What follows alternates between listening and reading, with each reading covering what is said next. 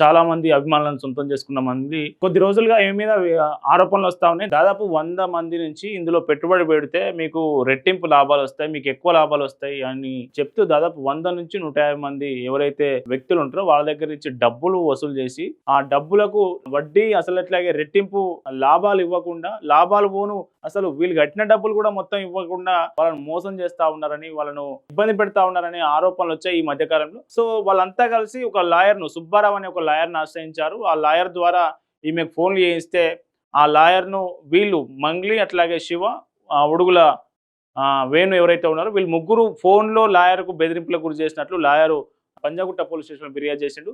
Panjagutta police స్టేషన్లో ఫిర్యాదు చేసిన ఆయన ఫిర్యాదులో చెప్పిన దాని ప్రకారం నన్ను చంపేస్తానని, యాక్సిడెంట్ చేయించి లేకుండా చేస్తానని నన్ను తీవ్ర స్థాయిలో బెదిరింపులకు గురి చేశారు. అట్లాగే మేము వీళ్ళు ఏదైతే డబ్బులు బాధితులు కట్టిరో దాదాపు మొత్తం 10 కోట్ల వరకైనాయి.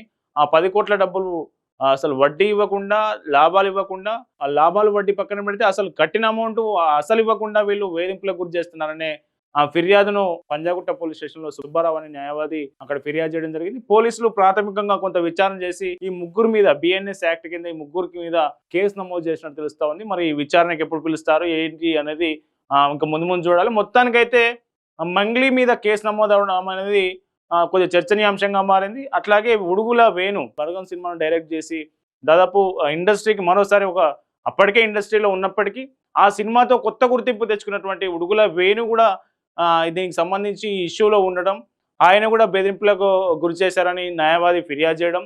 సో వీటన్నిటితో పోలిస్తే మళ్ళీ ఇందులో నిజాలు ఏంటి, అసలు జరిగింది ఏంటి, 100 మంది నుంచి అమౌంట్ ఎందుకు వసూలు చేశారు, 10 కోట్ల మోసం స్కామ్ ఎట్లా జరిగింది, అసలు నిజంగా జరిగిందా లేదా, బాధితుడు సుబ్బారావు ఎవరైతే ఉన్నారో సుబ్బారావు ఇచ్చిన ఫిర్యాదులో నిజాలు ఏంటి, మంగ్లీ నిజంగా తప్పు చేసిందా, వాళ్ళ సోదరుడు ఏం చేసిండు, ఉడుగుల వేణు ఏం చేసిండు అనేది త్వరలో వివరాలు తేలాల్సి ఉంది.